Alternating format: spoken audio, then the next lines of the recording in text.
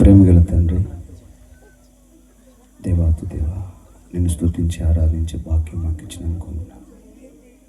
ఈ రాత్రి కొద్ది నిమిషాల్లో ఈ పరిశుద్ధాత్మ ద్వారా అల్పుడైన విదాసుని మరుగు చేసుకుని నీ సన్నిధిని వెదికి చేరి వచ్చిన మీ బిడ్డలతో మాట్లాడమని మీ కృపాహస్తాలకు అప్పగిస్తూ వినగల మనసు గ్రహించే హృదయం దయచేయండి.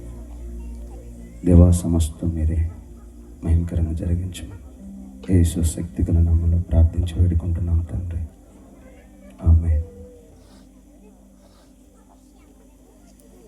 ఆమేన్.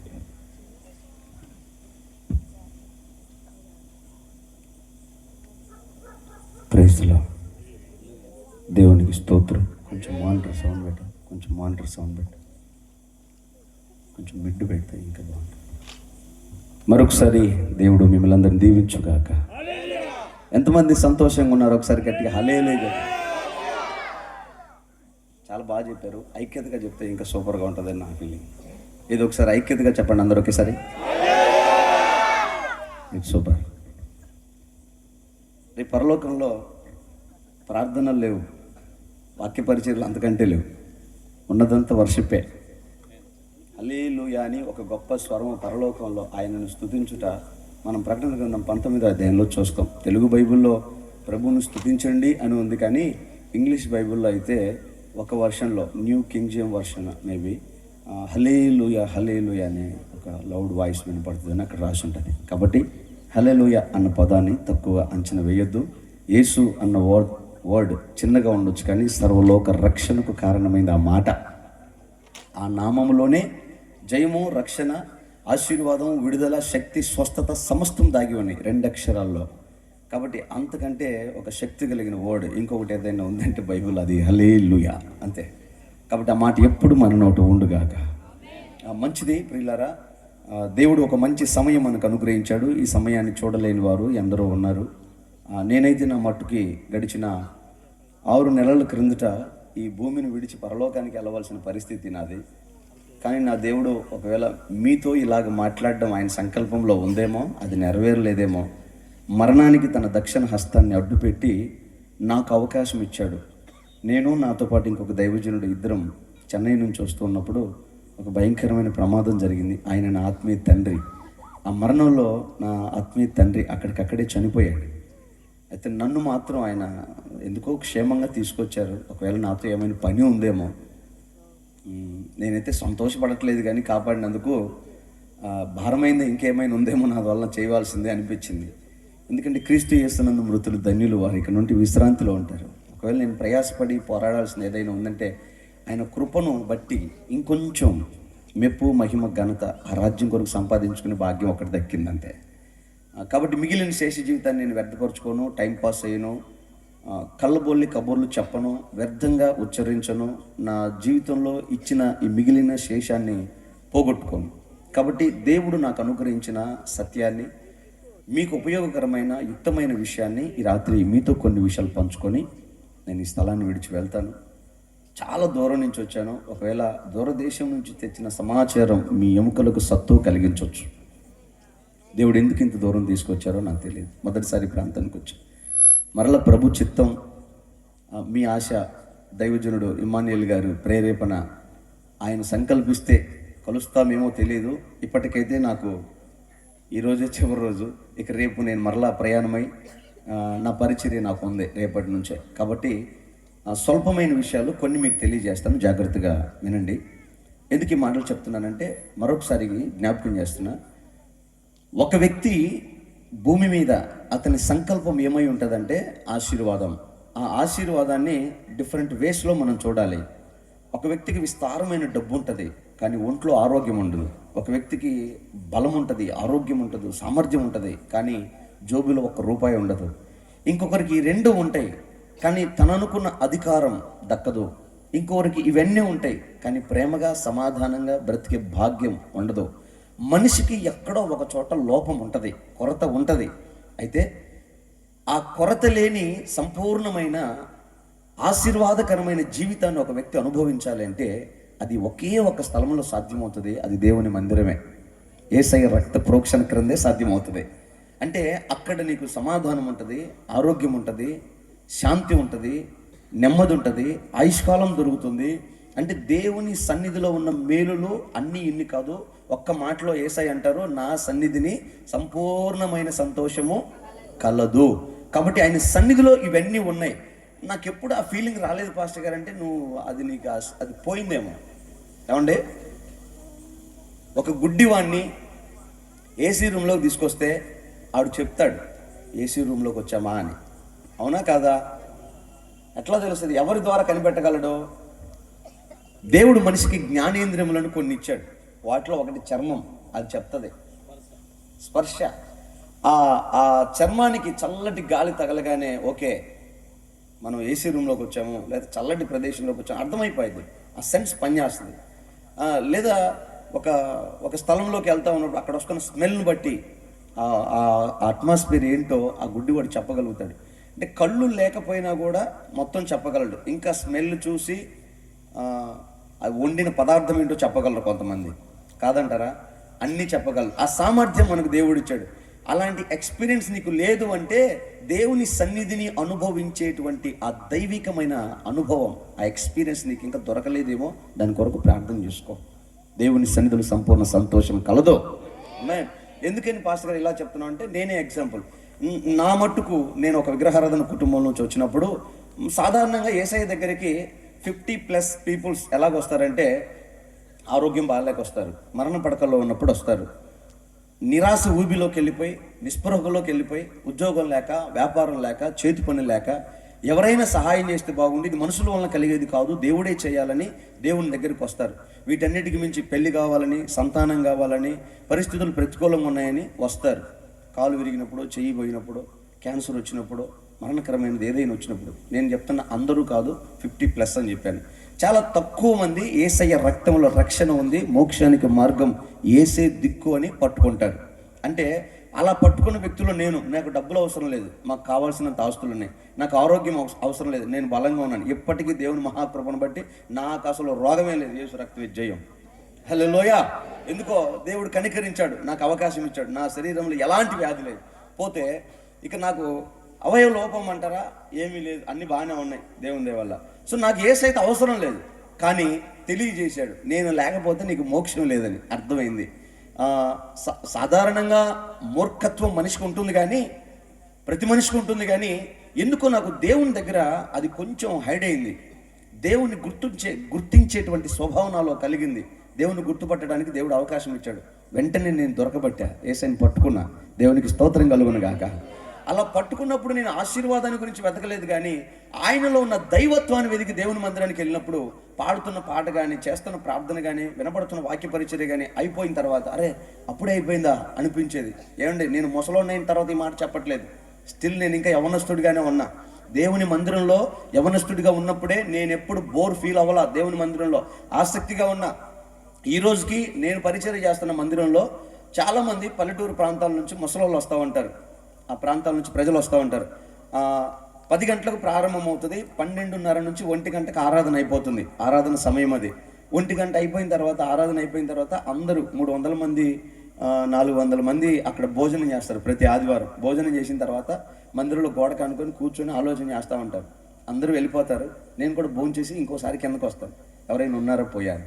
కిందకు వస్తే మూలన కోసం ముసలమ్మలు, ఏంటంటే ముసలి ఇంకా బాగాలేదా, వెళ్ళిపో, అప్పుడే ముగించావు కదయ్యా, ఇంకోసేపు చెప్పకూడదా అనిద్ది. మిగతా వాళ్ళు అంటారు, త్వరగా ముగిస్తే మాకు చాలా పనులు ఉన్నాయి, సండే ఒక్కటే మాకు లీవ్ దొరుకుతుంది, ఇంకొంచెం త్వరగా అయితే బాగుండని మా ఫీలింగ్ అన్నాను. కానీ వాళ్ళు అంటారు, ఇంకొద్దిసేపు దేవుడి గురించి చెప్తావు అంటే వినాలి కదయ్యా, ఆశగా ఉందా, ఈ ఒక్కరోజే కదా ఆయన వాక్యం చెప్తావు. వాళ్ళ ఫీలింగ్ ఇది. అంటే దేవుని సన్నిధి విలువ వాళ్ళకు గుర్తెరిగారు, ఇంకొకరు గుర్తించలేకపోయారు. అలాగే మనలో కొంతమంది ఆయన సన్నిధికి వచ్చినప్పుడు దేవుడు మనల్ని స్పర్శించేటువంటి ఎక్స్పీరియన్స్ ఒకటి ఉంటుంది. అది నువ్వు ఫీల్ అవ్వగలిగితే గొప్ప ఆశీర్వాదాన్ని పొందుకుంటావు యేసునామములో. ఇలాగా నువ్వు దేవుని మందిరంలోకి వచ్చినప్పుడు నీ ఆశ ఒకటే, ప్రతి మనిషి ఆశ ఒకటే. ఏముంటుంది? ఆశీర్వాదం. ఇదే చెప్పాను కదా, ఆశీర్వాదం అంటే డిఫరెంట్ వేస్ ఉంటుంది. డబ్బు కావాలనో, ఆరోగ్యం కావాలనో, పిల్లల జీవితాలు బాగుండాలనో, వివాహాల కొరకు, సంతానం కొరకు, ఏదో ఒకటి ఆశీర్వాదం. ఈ ఆశీర్వాదం లోక సంబంధంగా ఉంటుంది, దైవ సంబంధంగా ఉంటుంది. అన్నిటినీ మనము డబ్బుతో కొనలేము. పరుపు కొంటావు, నిద్ర కొంటావా? ఎవరైనా ఉన్నారు నిద్ర కొనేవాళ్ళు? ఒకరోజు నాకు అప్పు సమస్యలు ఎక్కువై, ఆర్థిక సమస్యలు ఎక్కువై, పరిచర్యలు భారం ఎక్కువైపోయి నిద్ర పట్టగా ఒక 20 days కంటిన్యూగా నిద్ర లేదు. నా మొహమంతా వికారంగా తయారైపోయింది. మా చర్చికి ఒక ఆర్ఎంపీ డాక్టర్ వస్తాడు. ఆయనకి నేనే సువార్త చెప్పి రక్షణలోకి నడిపించాను. ఆయన చూసి, పాస్టర్ గారు మీ మొహం తేడాగా ఉందండి, అయితే ఏం చేయమంటావు? ఏం జరుగుతుంది? ఒక 20 days అవుతుంది నిద్రపోయి, ఎప్పుడో ఒక 1/2 hour పడుకొని ఉంటే అంతే. అయ్యో అట్లా ఉండకూడదు పాస్టర్ గారండి, మరి ఏం చేయాలి? నిద్ర పట్టట్లేదు. ఆయనకున్న అనుభవ జ్ఞానాన్ని ఉపయోగించి ఒక చిన్న ట్యాబ్లెట్ ఇచ్చి, పాస్టర్ గారు ఎవరు చెప్పమంటారు, చిన్నది ఇస్తా, అది వేసుకున్నానంటే బ్రహ్మాండం నిద్రపోతాను. ఒకటి తెచ్చాడు, పింక్ కలర్లో ఉంది. అది ఇదేంటండి? నిద్ర మాత్రం అన్నాడు. మరలా పొద్దున్న లేస్తానా? సగం వేసుకోండి పాస్టర్. నాకు తెలుసు నాకున్న బాధలకి సగం కాదు, ఫుల్ వేసినా కూడా ఇది అయ్యేటట్లేదు. ఫుల్ వేసేసుకున్నా. అప్పుడు కూటం ఉందని చెప్పారు, మాత్రం మింగేశారా? నిద్ర వస్తే అదే దేవుడు స్తోత్రం, కూటంలోనే పడుకుంటే అవసరమైతే. ఇక ఆయన్ని ఆ ట్యాబ్లెట్ వేసుకుని ఆయన్ని బండి ఎక్కించుకొని పోతా ఉన్నా. ఆయన స్తోత్రం అన్నాడు. ఎప్పుడు చెప్పడు ఇన్ని సుతులు చెబుతున్నావు ఏందన్నా, నిద్ర వస్తుందేమో అని. కూటం పోయి వచ్చాను, వాక్య పరిచయం అయిపోయింది. 11 వచ్చాను, నిద్ర రాలా. సెకండ్ డే 2 వేసాడు, 3, 4. డాక్టర్ గారు భయపడ్డాడు. 5, 6 వేస్తే నీ ప్రాణానికి ప్రమాదం వస్తుంది, నీకెందుకు నిద్ర రావట్లేదని. ఎందుకు చెప్తున్నానంటే, దేవుడే ఒక మనిషికి నెమ్మదిస్తే నిద్రపోతాడు తప్ప మనం డబ్బుతో నిద్రను కొనలేము, సమాధానం కొనలేము, ఆరోగ్యాన్ని కొనలేము. నీ ఇష్టం వచ్చిన డాక్టర్ దగ్గరికి వెళ్ళి బీపీని కంట్రోల్ చేయగలడేమో, ఒకవేళ అడ్జస్ట్ చేయగలడేమో కానీ తీసివేయగలడా? షుగర్ని కంట్రోల్ చేయగలడు, అడ్జస్ట్ చేయగలడు కానీ తీసేయగలడా? తీసేయడు. ఇలాంటి జబ్బులు శరీరంలో చాలా ఉన్నాయి, కానీ కోకటి వేళ్లతో సహా పెరికి వేయగలిగిన శక్తి మనం ఆరాధిస్తున్న యేసు ఒక్కడికే ఉంది. స్తోత్రం, హల్లెలూయా. ఇలాంటి సామర్థ్యం మనం ఆరాధిస్తున్న యేసయ్యలో ఉంది. సో అలాంటి దేవుని దగ్గరికి వచ్చినప్పుడు దేవుడు మనల్ని ఆశీర్వదించడానికి సిద్ధహస్తుడై తన 2 చేతులు చాపి తన పిల్లల్ని దీవించాలని, ఆశీర్వదించాలని ఆయన వెయిట్ చేస్తారు. అయితే వచ్చిన మనల్ని దీవించడానికి, ఆశీర్వదించడానికి అర్హత ఉందా లేదా, యోగ్యత ఉందా లేదా పరీక్షిస్తాడు. దీవించడానికి, ఆశీర్వదించడానికి నీకేం కావాలో, ఆర్థిక స్థితి బాగోవాలో, నీ ఆరోగ్య పరిస్థితి బాగోవాలో, నీ కుటుంబం బాగోవాలో, నీ పిల్లలు ప్రయోజనకరంగా మారాలో, ఎలాగో నీ జీవితం ఆశీర్వదించబడాలో, నిన్ను బట్టి నీ కుటుంబాన్ని, నీ స్థితిగతిని, నీ వ్యాపారాన్ని, నీ పంట పొలాన్ని ఆశీర్వదించాలని ఆయన నీ ఎడల కనిపెట్టి నిన్ను చూస్తాడు.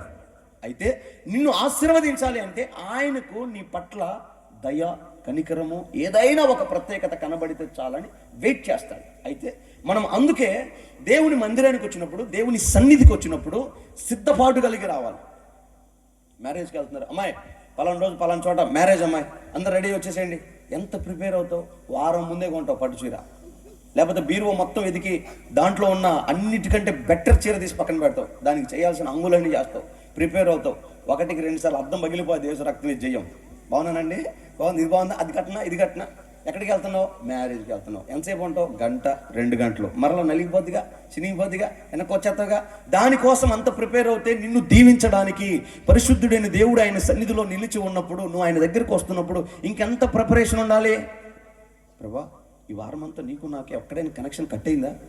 ఎక్కడైనా నీకు విరోధంగా మాట్లాడానా? విరోధంగా తలంచానా? నీకు ఆయాసకరమైంది, నీకు అసహ్యమైంది, నేనేమైనా మాట్లాడడం కానీ చూడడం కానీ ఏమైనా చేశానా? నిన్ను ఎదుర్కోబోతాను. ఇప్పుడు ఎదుర్కోగానే సిగ్గులేందన్నా, ఎందుకు వచ్చావు మందిరానికి, పనికి మాలిందా, మొన్న మాట్లాడావు కదా అంటాడేమో.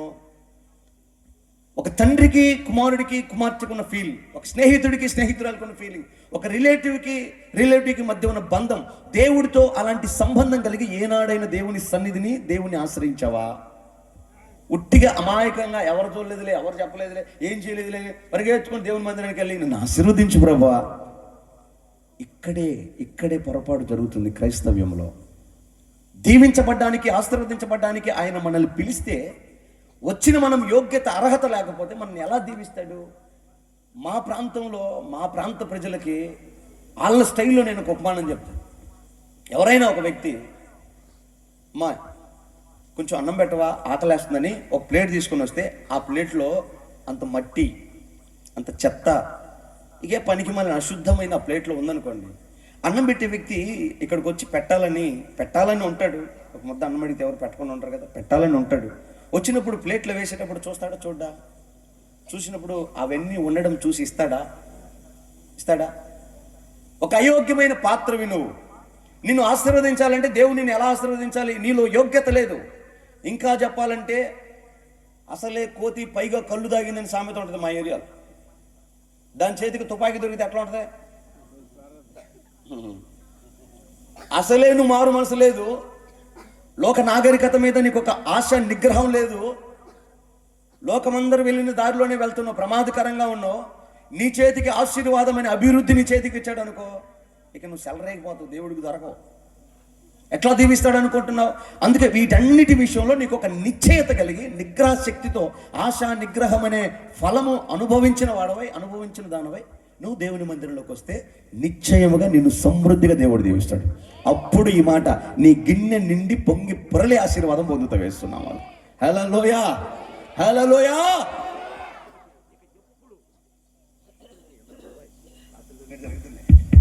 Praise the lord. ఇక ఎప్పుడు నువ్వు దేవుని మందిరానికి వచ్చినా ఈ మైండ్తో వచ్చాయి, దేవుడిని దీవిస్తాడు. అయితే ఒక వ్యక్తిని దేవుడు ఇహమందున దీవించి పరమందుకు సిద్ధపరచడానికి ఇహ పరమందున ఆయన కార్యాలు మన ఎడల వెల్లడవుతూ ఉంటాయి.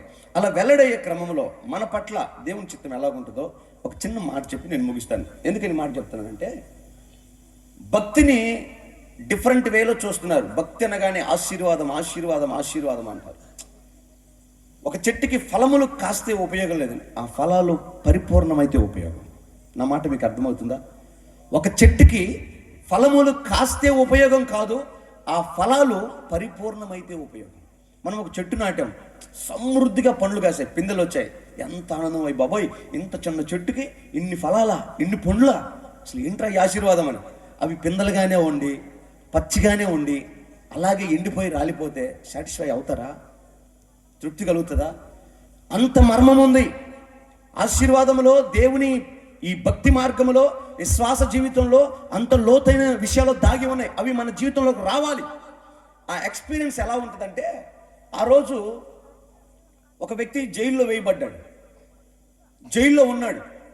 మొత్తానికి పాస్టర్ గారు ఆయా ప్రాంతాలు తిరిగి పరిచయం చేస్తూ ఉన్నాడు, సువార్త చెప్తా ఉన్నాడు. కానీ వారు కొంతమంది మంచి మార్గంలో నడిపిస్తూ ఉంటే, ఒరే బాబు, దయ్యాలతో మీకు పొత్తేంట్రా, చీకటితో మీకు సంబంధం ఏంటి, మనం వెలుగు సంబంధమైన దేవుని ఆరాధికులం, మనం దేవుని రాజ్యం ఒకటి ఉంది, ఆయన రాజ్యాన్ని సిద్ధపడాలని సత్య సువార్త ప్రకటిస్తుంటే కొంతమందికి నచ్చలేదు. ఎందుకో ఆయన రూల్స్ కొంచెం కఠినంగా ఉన్నాయేమో, నచ్చలేదు. ఆయన తీసుకెళ్ళి జైల్లో వేశారు. ఏం కేసు పెట్టారో తెలియదు కానీ జైల్లో వేశారు. మొత్తానికి డ్రెస్సు మార్చి లోపలికి పోండి, పాస్టర్ గారు లోపల పోండి, అదిగో ఆ రూమ్లోకి వెళ్ళిపోండి అన్న. ఇక ఆయన వెళ్తూ ఉంటే ఆ లోపల ఉన్నవాడు టంగుమల్లి లేచి నిలబడ్డాడు.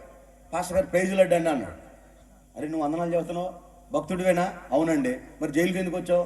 భక్తున్నే కాదు కానీ, భక్తునేనండి, మంచి భక్తుని కాదండి. ప్రభు నమ్ముకున్నానండి, త్రాగుడు మానలేదండి. ప్రభు నమ్ముకున్నానండి, మాట శుద్ధి లేదండి. ప్రభు నమ్ముకున్నానండి, చూపులు మారలేదండి. ప్రభు నమ్ముకున్నానండి, స్వభావం అదేనండి, పామునేనండి, నీళ్ళల్లోనే వచ్చానండి, స్వభావం మారలేదండి, నా స్వభావం అలాగే ఉందండి. మొత్తానికి నీ గురించి అయితే విన్నానండి, చూశానండి, అయ్యి బాబోయ్ మీరు గొప్ప దైవజనులండి, అందుకే వందనాలండి అన్నాడు. మొత్తానికి దైవజనులు లోపలికి వెళ్ళాడు, ఇద్దరు కలిసి కూర్చున్నారు. ఇక ఎట్లాగో చెరసాల్లోకి వచ్చాను, దేవుడు నన్ను ఎందుకు చెరసాల్లోకి తీసుకొచ్చాడో ఏదో విధంగా మ్యాటర్ తేలిపోవాలని చెప్పి మనను కూర్చోబెట్టాడు. అరే బాబు, అసలు ప్రభుని ఎట్లా నమ్ముకున్నావు? రక్షణ నిశ్చయిత నీకుందా? పరలోకానికి వెళ్ళే మారు మనసు నీకుందా? అసలు దేవుని రాజ్యాన్ని గురించిన ఉద్దేశం, ఆ రాజ్య సంగతి కనీసం ఆ సెన్స్ నీకుందా? నాకు ఏం తెలియదండి, మా నాన్నగారు చెప్పారండి, మా అమ్మగారు చెప్పారు, మా తాతగారు పెద్ద పాస్టర్ గారు అండి, సంగ పెద్ద అండి, మన మేనమావ, ఇట్లాంటి ఎఫెక్ట్లు ఎత్తున్నాడు మనోడు. ఇట్లా కాదని చెప్పి దైవజనుడు కూర్చొని మొత్తం సువార్త మొదటి నుంచి చెప్పడం మొదలుపెట్టాడు. దిమ్మ తిరిగి మైండ్ బ్లాక్ అయిపోయింది మనోడికి. పైన సమానంగా కూర్చున్నాడు, కింద కూర్చున్నాడు. అయ్యగారు భోజనం చేస్తారా? అయ్యగారు బట్టలు ఉతకమంటారా? అయ్యగారు స్నానానికి వేడి నీళ్ళు పెట్టమంటారా? ఆ చెరసాలలో ఉన్నప్పుడు దైవజనుడికి ఇబ్బంది ఇక్కటి కలగకుండా బహుగా పరిచయం చేస్తున్నాడు. అబ్బో మామూలు పరిచయం చేయట్లా. అసలు ఎంత నమ్మకంగా ఉన్నాడంటే దైవజనుడి కాలు కింద పెట్టని అట్లా ఉపయోగకరమైన పాత్ర. ఇతను లేకపోతే అసలు దైవజనుడికి పని జరిగిద్దా లేదా అన్నట్టుగా ఉన్నాడు. మొత్తానికి రోజులు గడుస్తూ ఉన్నాయి. ఈలోపు జైల్లో వచ్చాడు. అయ్యో ఇగో నీ బయలు వచ్చిందిరా, బయటికి వెళ్ళిపోదురా, నీ టైం అయిపోయింది, బయటికి వెళ్ళిపోదురా. కూర్చుని ఏడుస్తున్నాడు. ఇక అయ్యో నేను బయటికి వెళ్ళిపోతున్నాను. అదేంట్రా, ఎవడైనా జైల్లో నుంచి బయటికి వెళ్తే ఆనందం పరమానందంగా టపాసులు పేల్చుకొని దండలేసుకొని పోతారు, నువ్వేంటి బాధపడుతున్నావు? బయట ఉన్నప్పుడు నేను పాడైపోయిన వాడిని, బయట ఉన్నప్పుడు అనేకులను నష్టపరిచిన వాడిని, బయట ఉన్నప్పుడు నా బతుకు బాగలేదు. కానీ ఈ చెరసాల్లో ఉండటం వల్ల, ఈ దైవజనుడి సంరక్షణలో ఉండడం వల్ల నా జీవితం బాగుపడింది, నేను ఆధ్యాత్మికంగా ఎదిగాను. ఇప్పుడు మరల నేను బయటికి వెళ్తే ఏమైపోతానో, నాకు ఈ దైవజనుడి సహవాసం కోల్పోవడం ఇష్టం లేదో అని అంటూ ఉంటే దైవజనుడు చూసి అన్నాడు, ఇదిగో నువ్వు బాధపడాల్సిన అక్కర్లేదు, కానీ నేను పాస్టర్ గారు అడ్రస్ చెప్తాను, అక్కడికి వెళ్ళన్నాడు. ఎవరు? పలానా పాస్టర్ గారు. అయ్యి బాబోయ్, ఆ పాస్టర్ గారి దగ్గర నేను వెళ్ళనండి. ఎందుకు వెళ్ళవు? అసలు జైలుకి రావడానికి కారణం ఆయనే. అంటే అదేనండి, మన పద్ధతి నచ్చలేదు, చేయాల్సిన తప్పులు, చేయాల్సిన పొరపాట్లన్నీ చేసాము, అందుకే ఆయన తీసుకొచ్చి లోపలేసాడు. ఇప్పుడు ఆయన దగ్గరికి వెళ్తే యాక్సెప్ట్ చేయడా? అబ్బే, పొరపాటు చేయడండి. మరి ఏం చేస్తాడు? మరలా నన్ను ఇక్కడికే పంపిస్తాడు. లేదు, ఒకప్పుడు నువ్వు ఎలా ఉన్నావో ఆయనకు అర్థం కాకపోవచ్చు, ఇప్పుడు నీ స్థితి నాకు తెలుసు. ఆ దైవజనుడు నాకు పరిచయం కనుక నేను ఒక లెటర్ రాసిస్తాను, నువ్వు తీసుకెళ్ళి ఆ పాస్టర్ గారికి ఇస్తే ఆ పాస్టర్ గారు నేను సంఘంలో చేర్చుకుంటారు, సంఘానికి నువ్వు ఉపయోగకరమైన, ప్రయోజనకరమైన పాత్రగా మారుతావు అని చెప్తాడు. ఆ లెటర్ రాస్తున్నప్పుడు దైవజనుడైన పౌలు గారు ఒక మాట చెప్తాడు. ఫిలోమోనుకు రాసిన పత్రిక 8వ వచనం, ఒకే అధ్యాయం ఉంటుంది. ఫిలోమోనుకు రాసిన పత్రిక ఒకే అధ్యాయం ఉంటుంది. 8వ వచనం నుంచి ఎవరైనా చదివి గట్టిగా వినిపించగలుగుతారా? యుక్తమైన దానిని గురించి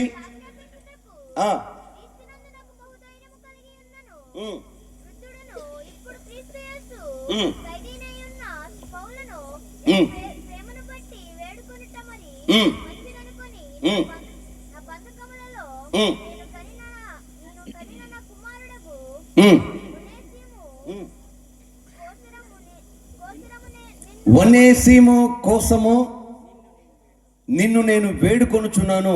ఏమని వేడుకొనుచున్నాను? యుక్తమైనది నీకు చెప్పకుండా ఉండడం నాకు ఇష్టం లేదు. ఏంటి ఆ యుక్తమైనది? ఒకప్పుడు నీకు నిష్ప్రయోజనమైనది, ఒకప్పుడు నీకు గాయం చేసింది, ఒకప్పుడు నిన్ను పనికి మాలిన వాడిగా ఎంచింది, ఒకప్పుడు నీకు ఉపయోగం లేనిది, నిష్ప్రయోజనమైనది. ఇదిగో ఖైదీనైన నేను ప్రయోజనమైనదని ఎంచి నిన్ను వేడుకుంటున్నాను. నేను పౌలను నేను నా స్వహస్తాలతో ముద్రించి పెద్ద అక్షరాలతో రాసి పంపుతున్నాను. ఇదిగో ఇతన్ని నువ్వు చేర్చుకో, ఒనేసిము నువ్వు చేర్చుకో, నీకు ప్రయోజనమనకరవాడుగా ఉంటాడు. దేవునికి స్తోత్రం. హల్లెలూయా, హల్లెలూయా. గట్టిగా చెప్దాం చేతులైతే, హల్లెలూయా. ఒక దైవజనుడు నిష్ప్రయోజనమైన ఒక వ్యక్తి గురించి ఒక స్టాంప్ వేసి పంపుతున్నాడు.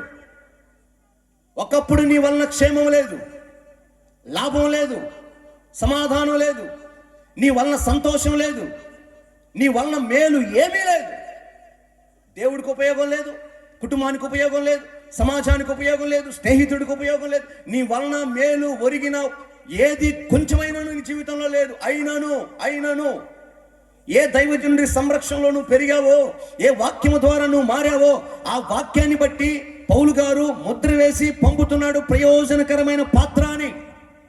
ఒకవేళ ఇప్పుడు ఆ ఉత్తరం చూసిన ఒనేసిము, ఫిలోమోను ఒనేసిమును చేర్చుకుంటాడా? చేర్చుకోడా? హలో, చేర్చుకుంటాడా? డౌట్గా ఉందా? చేర్చుకుంటాడు అన్న వాళ్ళు గట్టిగా చేతులు తల్లిలు చెప్పండి. చేర్చుకోడు అన్న వాళ్ళు ఎవరైనా ఉంటే అల్లుళ్ళు చెప్పండి.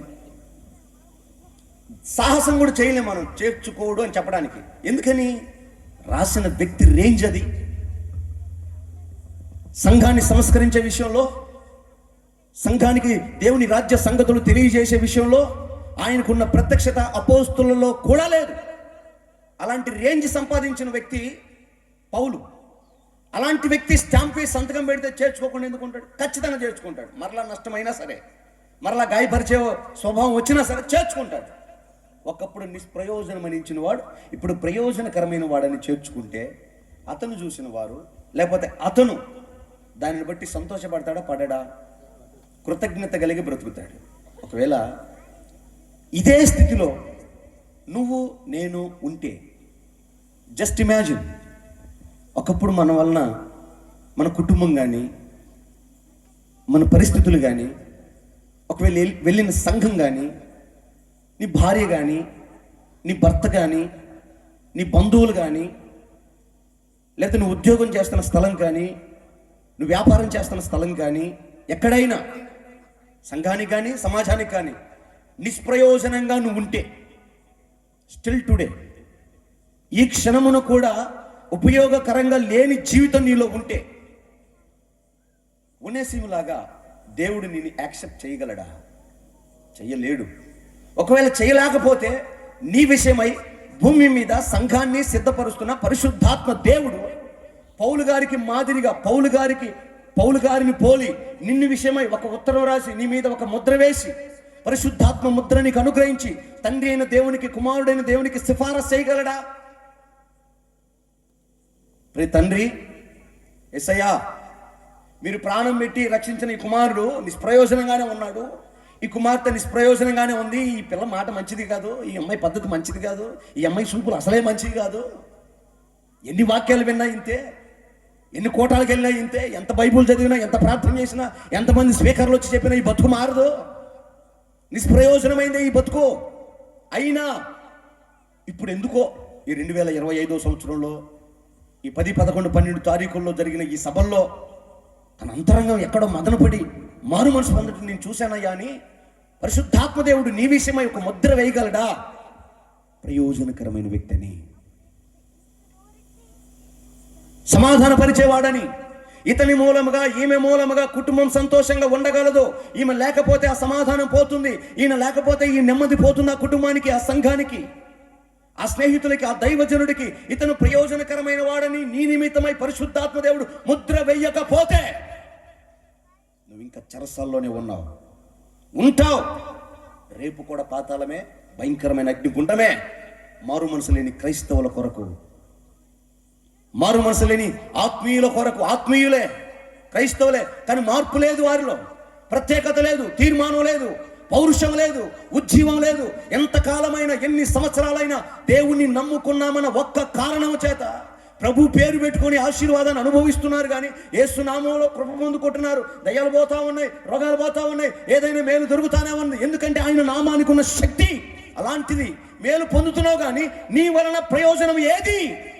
దేవుడికి, సంఘానికి, కుటుంబానికి ఎంత ప్రయోజనకరంగా ఉన్నారు ఈ రాత్రి?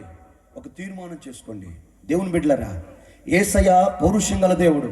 ఆయన ఎంత సాత్వికమైన వాడో, ఎంత ప్రేమ కలిగిన వాడో, ఆయన పరాక్రమం అంత భయంకరంగా ఉంటుంది. మీరు యేసయ్యలో ఒక్క షేడు మాత్రమే చూస్తున్నారు. దేవుని దయ ఏంటో కానీ మనకు సువార్త చెప్పినటువంటి సువార్థికులు కానీ, మిషనరీలు కానీ, సేవకులు కానీ అందరూ యేసయ్య ప్రేమనే చెప్తున్నారు. ప్రేమగల దేవుడు అండి, కరుణామయుడండి, కృపగలవాడండి, స్వస్థపరిచేవాడండి, ఆదరించేవాడండి, సూపరో, ఆయన కనికరం అద్భుతం. కానీ యేసయ్యలో సెకండ్ షేడ్ ఎవరైనా గమనించారో లేదో? శృంగారం అనే దేవాలయంలో బలి అర్పించడానికి బలిపీఠం దగ్గర ఆరాధనకు వెళుతున్న వారు పశువులు, గువ్వలు, పావురాలు, క్రొవిన దూడలు, రోకలు అమ్ముతా ఉన్నప్పుడు ఆయన అంతరంగంలో ఎంత కోపం ఉందో చూస్తున్నారా? కనికరంగల దేవుడే, సాత్వికుల దేవుడే కొరడాన్ని తయారు చేస్తున్నాడు. హలో, ఐక్యరాజ్య సమితి ఏం చేస్తుందో తెలుసా? సమన్వయకర్త, రాజ్యములన్నింటినీ ఐక్యపరుస్తుంది, దేశములన్నింటినీ సమాధానపరుస్తుంది. కానీ ఎవడి కూడా అణుబాంబులు తయారు చేసుకుంటున్నాడు. సమాధానం ఉన్నోడికి, ప్రేమ ఉన్నోడికి, ఐక్యత ఉన్నోడికి బాంబులతో పని ఏంటి? చేసిన బాంబు పేలదా? అందులో మనకు దగ్గరలోనే ఉంది బాంబుల తయారీ కేంద్రం అంట కదా, దగ్గరలోనే ఉంది. చేసిన బాంబు పేలదా? పేలుతుంది కదా. మరి ఇప్పుడు యేసు ప్రభు కొరడ తయారు చేస్తున్నాడు. దేనికి? ఆడుకునే దానికా? పిల్లలతో. దేనికి ఆ కొరడ? ఈ బదలు కొడుతున్నాడు ఒక్కొక్కడిని. ప్రభు ప్రభు ప్రభు నువ్వు కనికరం గలవాడువయ్యా, కొత్త శ్రేణిలో రాకూడదయ్యా. ఏమండో ఆ మధ్య ఎవరో ఫాస్ట్గా చేస్తుంటే అన్న, ఈ క్రిస్మస్ టైంలో స్కిట్లు వేస్తుంటారే, సిలువదారి నాటకం వేస్తున్నారంట.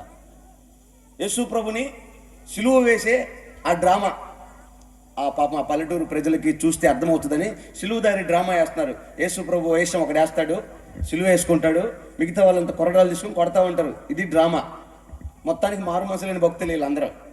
మారు మనసులు డ్రామా ఎందుకు వేస్తారు? కాబట్టి మొత్తానికి వేశారు. యేసు ప్రభు క్యారెక్టర్కి మంచి తాగుబోతుని రెడీ చేశారు. ఎందుకంటే ఆడు ఒప్పుకోవాలా, ఎందుకంటే వాళ్ళ మామ కన్వీనర్, ఈ క్యారెక్టర్ మాకే కావాలని చెప్పి డిమాండ్ చేశాడు. ఉన్న పరిస్థితిని బట్టి యేసు ప్రభుకి వేశాడు. మొత్తానికి సిలువ వేసుకుని ఊగుతూ ఉన్నాడు, లాగుతూ ఉన్నాడు. ఈలోపు కొరడా ఇచ్చిన వాడికి పడదంట. మంచి టైం దొరికింది, తీసి వేసాడు ఒకటి. ఆడొక్క చూపు చూశాడు. ఏంట్రా కొడతావు అన్నట్టు. డైరెక్టర్ పరిగెత్తుకుంటూ నువ్వు యేసుప్రభు క్యారెక్టర్లో ఉన్నావురా, ప్రేమగానే మాట్లాడాలి, అటు చూడకూడదురా, అట్ట ఏంటండి అడు కొడతాడేంటి, కొద్దిసేపు ఓర్చుకోరా నాయన, కొద్దిసేపు. ఇక వీడు కూడా అయ్యో పొరపాటు కొట్టలేండి. మళ్ళీ ఇంకొంచెం ముందుకెళ్ళాడు, మళ్ళీ ఒకటి వేసాడు, ఆడికి అవకాశం అప్పుడే దొరికింది. ఇంకోటి వేసాడు, ఒళ్ళు ఓనం అయిపోతారు, తిక్కర ఎగిసి అర్థం కాలే, యేసుప్రభు గిట్ట కొడతాడేమో భయపడుతున్నారు జనాలంతా. ఆడు తెలిసి చేశాడో తెలియదు కానీ అది వాస్తవం. రేపు పొద్దున తుక్కు రేగ కొడతాడు యేసుప్రభు. మీరు ప్రకటన గ్రంథంలోకి వస్తే ఆయన కాలుతో దంతాడని, ముఖం మీద ఉమ్మేస్తాడని, నీ సిగ్గు తీస్తాడని రాస్తుంది అక్కడ. మత్తయి సువార్తలో ఉంటే ఆయన ప్రేమ కనికరమే కనబడుతుంది, కరుణ కనబడుతుంది, కటాక్షం కనబడుతుంది. ప్రకటన గ్రంథంలోకి వస్తే ఆయన ఉగ్రత కనబడుతుంది. ప్రోక్షింపబడుతున్న పాత్ర ఎంత భయంకరంగా ఉందో, కుమ్మరించబడుతున్నటువంటి తెగులు ఎంత డేంజర్గా ఉందో, విడవబడుతున్న గుర్రం ఎంత ప్రమాదకరమో తెలుస్తుంది ప్రకటన గ్రంథంలోకి వస్తే. మత్తయి దగ్గర ఆగితే ప్రేమ ఒకటి తెలుస్తుంది. అలాగా ఈ ఎంత దినాల్లో నువ్వు దేవుని ప్రేమ మాత్రమే చూస్తున్నావు, ఆయన ఉగ్రత చూడలేదు. అందుకే మరలా చెప్తున్నాడు, దేవుడు ప్రేమిస్తున్నాడు. ఈ సభలో ఉన్న నిన్ను యేసయ్య ప్రేమిస్తున్నాడు. విశ్వాసి, ప్రయోజనకరమైన పాత్రగా నువ్వు మారుదువుగాక, సంఘానికి ప్రయోజనకరమైన వ్యక్తిగా మారుదువుగాక, సమాజానికి ప్రయోజనకరమైన పాత్రగా మారుదువుగాక. నీ నిమిత్తమై పరిశుద్ధాత్ముడు యుక్తమైన వ్యక్తి అని ముద్ర వేయుడుగాక. ఈ అంత దినాల్లో మన నిమిత్తమై దేవుడు అలాంటి స్టాంప్ వేస్తున్నామో మన మీద వేయాలి. ఎప్పుడైతే నీ మీద ఆ ముద్ర ఉంటుందో నువ్వు ఇక స్వాస్థ్యం అంతే. This property belongs to Jesus Christ. చెయ్యేస్తే తెగిపోతే వేస్తున్నాము ఎవరికైనా. హల్లెలూయా, హల్లెలూయా. టచ్ చేయాలంటే భయపడాలి క్రైస్తవుల్ని. ఎస్, క్రైస్తవుల్ని టచ్ చేసిన సింహాసనాలు కూలిపోయినాయి, ప్రభుత్వాలు మారిపోయినాయి, అధికారాలు జారిపోయినాయి. అదే దేవుడు మన దేవుడు, అదే పౌరుషం మన మీద నేస్తున్నామలో. హల్లెలూయా. ఎందుకో తెలుసా, ఒకరోజు నేను యేసుప్రభు గురించి ప్రకటన చేస్తా ఉన్నా. ఓ తమ్ముడు వచ్చి మేబీ అక్కడ ఒక యేసుప్రభు ఫోటో ఉంది. ఆ ఫోటోని తీసి ముక్కలుగా చింపేశాడు. ఎంత పెద్ద ఫోటో యేసుప్రభుది, ముక్కలుగా చింపేసి కాలు కింద తొక్కి ఎప్పుడు రాయడం పెట్టిందని బూతులు మాట్లాడేశాడు. సరే కొద్దిసేపు నేను మౌనంగా ఈ దృశ్యం అంతా చూస్తున్నా.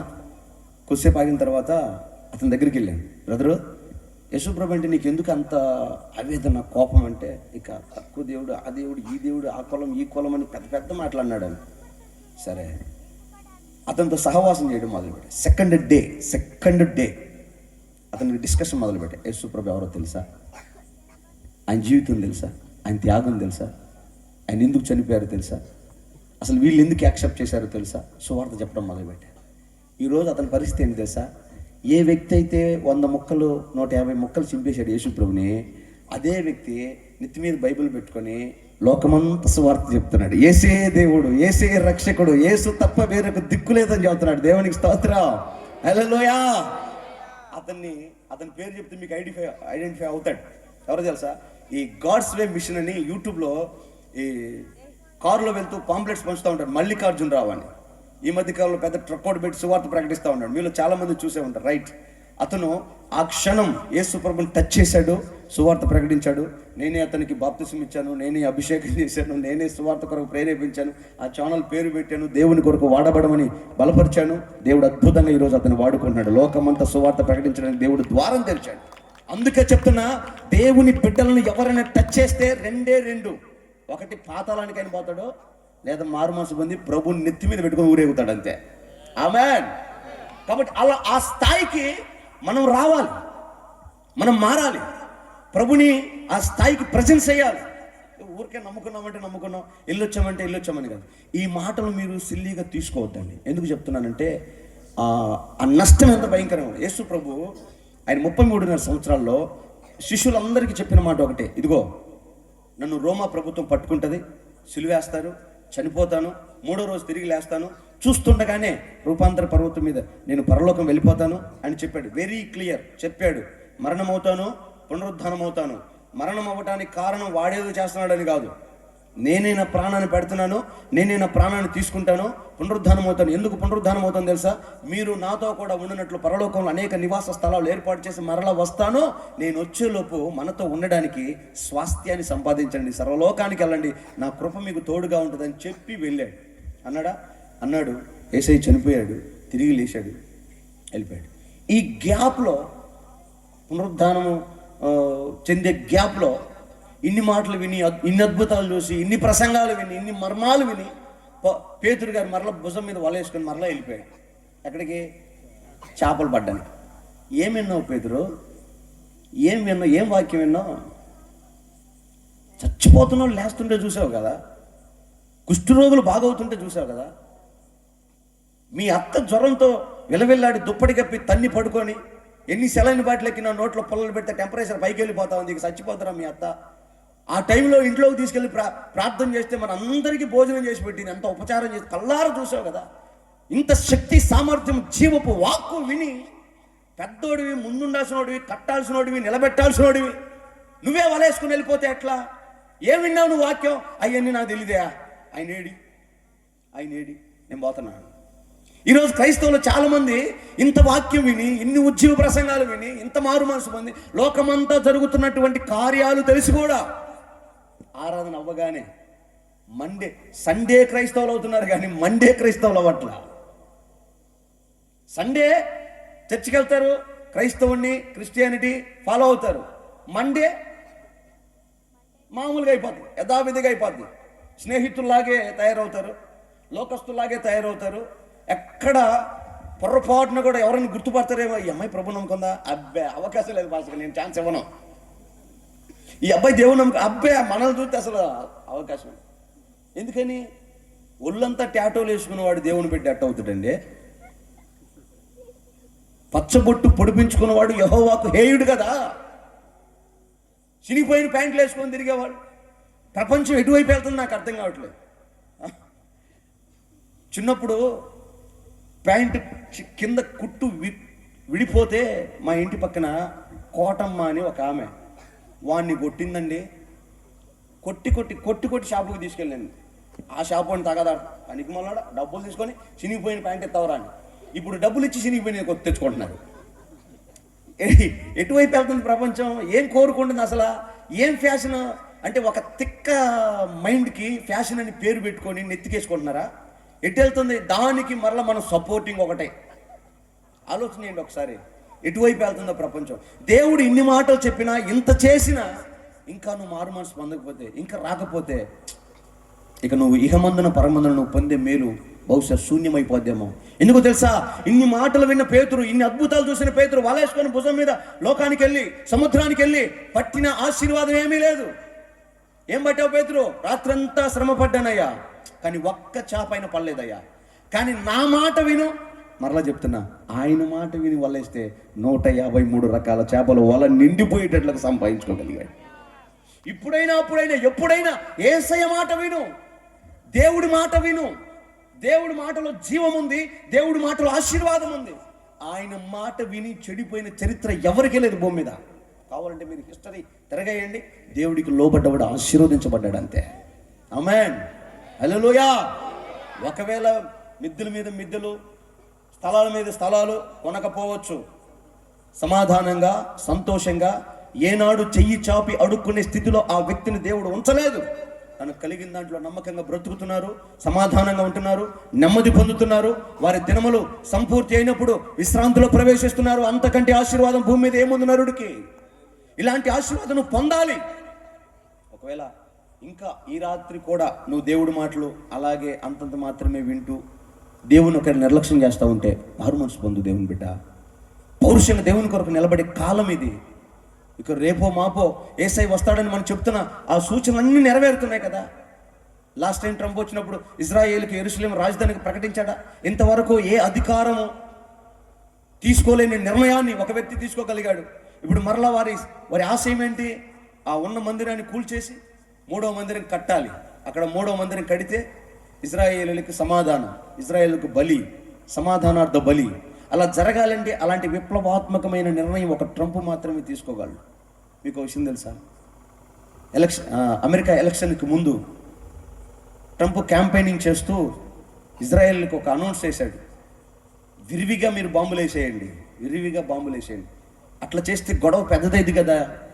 అవని గొడవ పెద్దది అవని అవుతేనే మీ పక్షాన్ని నిర్ణయం తీసుకోవడానికి ఈజీగా ఉంటుంది. ఎందుకని? ఇంకా మీరు గమనిస్తే ఈ లెబనాన్ నుంచి వచ్చిన కొన్ని ర్యాకెట్స్, ఇజ్రాయెల్ని కాపాడుతున్న ఐరన్ డోమ్స్ కొన్ని ర్యాకెట్స్ని ఇజ్రాయెల్లో పడ్డానికి వాళ్ళు అవకాశం ఇచ్చారు. దాన్ని ఎందుకో డీయాక్టివేట్ చేశారు. ఆ టైంలో కొన్ని ర్యాకెట్స్ ఇజ్రాయెల్ భూభాగంలో పడ్డానికి ఎందుకు అవకాశం ఇచ్చారు తెలుసా? ఇది ఒక ప్లాన్. ఈ గొడవ ఇంకా పెరగాలి, వాళ్ళు ర్యాకెట్స్ అధికంగా ఇవ్వాలి. సరిగ్గా ఏదో ఒక ర్యాకెట్, అది మనం వేసిందైనా వాళ్ళు వేసిందైనా, దేవాలయం మీద పడాలి, అది భూస్థాపితం అవ్వాలి. అప్పుడు నేను నిర్ణయం తీసుకుంటాను, అక్కడ దేవాలయం మనం కట్టుకుందాం అన్నాడు. దేవునికి స్తోత్రం. ఇది జరిగితే మనకేంటి పాస్టర్ గారు? జస్ట్ ఇమాజిన్, ఒక్కసారి వాళ్ళు ఆ స్థలాన్ని నేలమట్టం చేసి సొలొమోను మందిరాన్ని నిర్మించుకుంటే, అక్కడ బలులు జరగాలి, ప్రధాన యాజకుడు అక్కడ ఉండాలి. దేవుని వాక్యంలో రాయబడిన మాట ఏంటి? దేవాలయం నిర్మించినప్పుడు 3.5 సంవత్సరాలు సంధి చేసుకొని ఈ లోకాన్ని ఏలటానికి వచ్చిన క్రీస్తు విరోధి, అబద్ధ ప్రవక్త, వీరిద్దరూ ఇజ్రాయెల్తో సంధి చేసుకొని హేయమైన దాన్ని ఆ దేవాలయంలో తీసుకొచ్చి ఇజ్రాయెల్ని కాపాడే మెస్సయ్య నేనేనని సమాధాన పత్రం రాసుకొని వెళ్తాడు. ఇది జరిగితే 3.5 సంవత్సరాల్లో హేయమైన దాన్ని నిర్మాణం చేసినప్పుడు ఇజ్రాయెల్కి అది అర్థమైపోయి నువ్వు మా మెస్సయ్య కాదు అని విరోధంగా లేస్తారు. మిగతా 3.5 సంవత్సరాలు ఇజ్రాయెల్కు భయంకరమైన శ్రమ ఉంటుంది. ఈ శ్రమల కాలానికి ముందే సంఘం పరలోకానికి వెళ్ళిపోతుంది. శ్రమలలో సంఘం ఉండదు. 666 ముద్ర వేసే కాలం, విరోధమైన భయంకరమైన తెగుళ్ళు వచ్చే కాలం, దానికి సూచనగా మనకు అన్ని కనబడుతున్నాయి కదా. మన ముందు తరానికి అయితే కరోనా తెలియదు, మన ముందు తరానికి యుద్ధాలు తెలియదు, మన ముందు తరానికి ఇలాంటి ప్రళయం తెలియదు, కానీ మన కళ్ళకు కనబడుతుంది కదా. ఇక రేపో మాపో ఒకవేళ క్రీస్తు వస్తే, ప్రత్యక్షం అవుతే ఎత్తబడతానన్న ధైర్యం నీకుందా? నీ భక్తి నీకు ఆ ధైర్యాన్ని పుట్టిస్తుందా? సాటిస్ఫై అవుతున్నావా ఈ ప్రార్థనతో, ఈ భక్తితో? ఇంకాను ప్రయోజనకరంగా మారకపోతే, ఇంకా దేవుడి మాట వినకపోతే దేవుడి రాజ్యానికి ఎలా వస్తావు? సరే, కొద్దిసేపు పక్కన పెడతాం, దేవుని రాజ్య సంగతి పక్కన పెడతాం. ఎప్పుడో వస్తుంది, 10 ఏళ్ళు 20 ఏళ్ళకి వస్తుంది, 50 ఏళ్ళకి వస్తుంది. రేపు మనం ఉంటామని గ్యారెంటీ ఉందా? జస్ట్ ఆ రాత్రి 11 గంటలకి 10:30 మేము భోజనం చేసాము. 11 గంటలకు మా నిర్ణయాలు ఎలాగొన్నాయి తెలుసా? నాతో పాటు ఈ పాస్టర్ గారు కూడా ఉన్నారు బండిలో. బై లక్ వెనక సీట్లో పడుకొని ఉన్నాడు, లేకపోతే కథం. మా డిస్కషన్ ఏం తెలుసా? ఆయన అంటాడు, నన్ను ఒంగోలు డ్రాప్ చేస్తే నేను నైట్కి సత్తెనపల్లి వెళ్తా, ఎందుకంటే మార్నింగ్ నాకు మీటింగ్ ఉంది.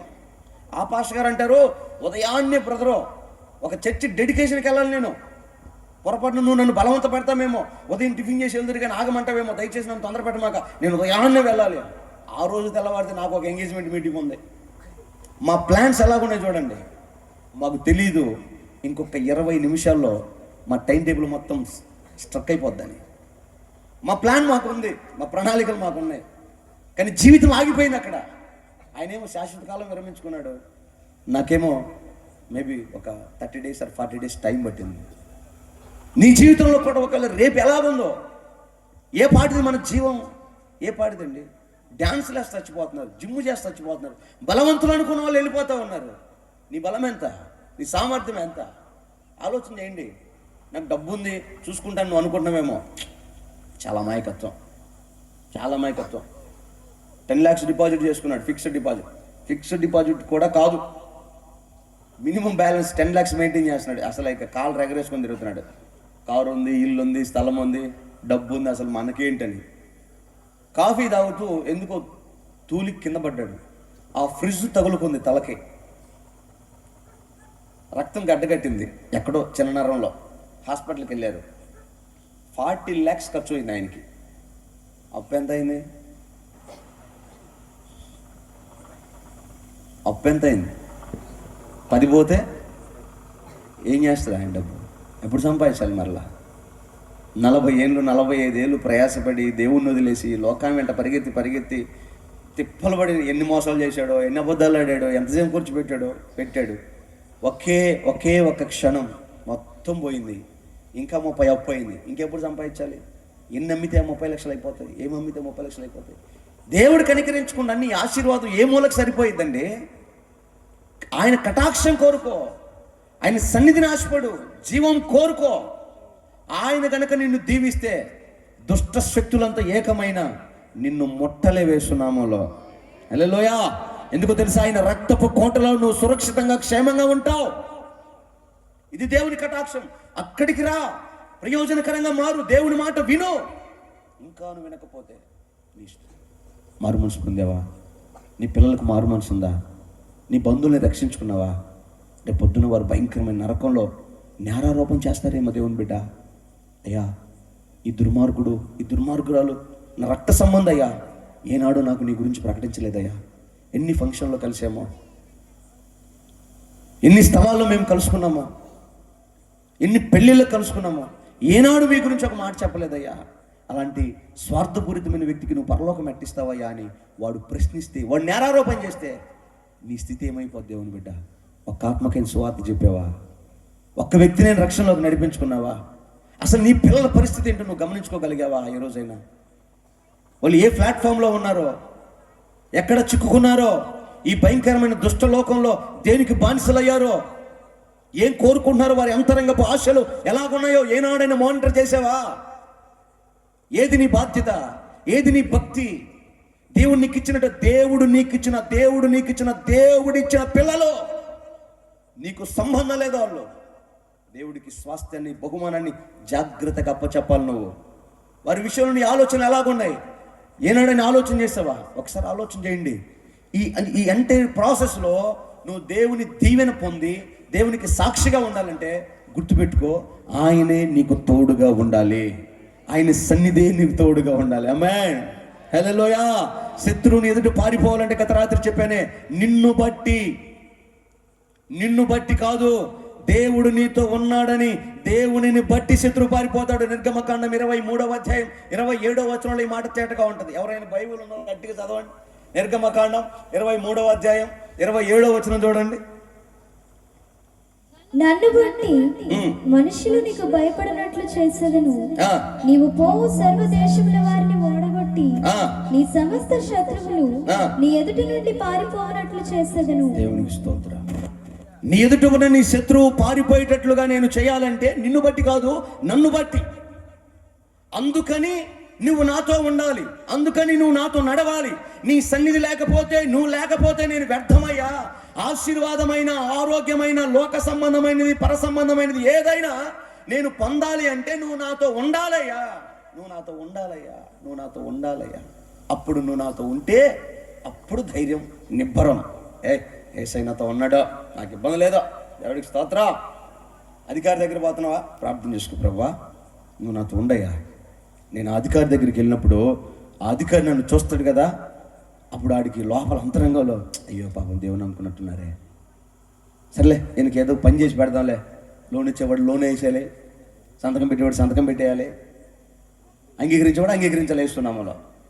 ఆ దయని మీదకి రావాలంటే దేవుడు తోడు నీకు ఉండాలి. అది ఏదైనా, అధికారమైన, ఆశీర్వాదమైన, ఆరోగ్యమైన, ఆయన సన్నిధి నీకు తోడు వేస్తున్నాము. ఆమేన్. ఈ వరమును పొందాలంటే ఒక చిన్న మాట చెప్పి నేను ముగిస్తానండి. జకర్యా గ్రంథం 17వ అధ్యాయము 14వ అధ్యాయం 17వ వచనం చదువుతాం. జకర్యా గ్రంథం 14వ అధ్యాయము 17వ వచనం చదువుతాం.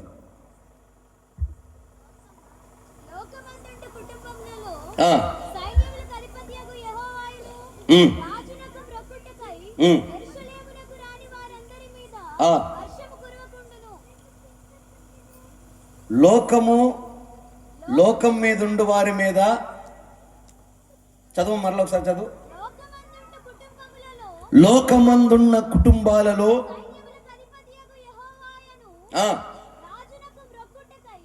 దేవునిని మొక్కడానికి లోకంలో ఉన్న కుటుంబాలలో ఎవరైనా యెరూషలేముకు రాకపోతే వారిపైన వర్షము కురవదు. ఒకసారి మీ తలలు పైకెత్తండి, ఒకసారి గట్టిగా హల్లెలూయా అని చెప్పండి. ఇక్కడ రాయబడిన ఈ మాట ఎంత వివరంగా చెప్తానో చూడండి. దేవుడు లోకములో ఉన్న ఏ కుటుంబమైనా దేవుని మొక్కటానికి, దేవుని ఆరాధించడానికి యెరూషలేముకు రాకపోతే వారి మీద వర్షము కురవదు. దీన్ని మనం అక్షరానుసారంగా చూసామనుకోండి, లోకంలో ఎన్నో కుటుంబాలు ఉన్నాయి. క్రైస్తవులు, ముస్లింలు, హిందువులు, జైనులు, బౌద్ధులు, సిక్కులు, రకరకాల డినామినేషన్లు, కుల మతాలు ఉన్నాయి. వారందరికీ మేలు, వర్షం కలుగుతుంది కదా.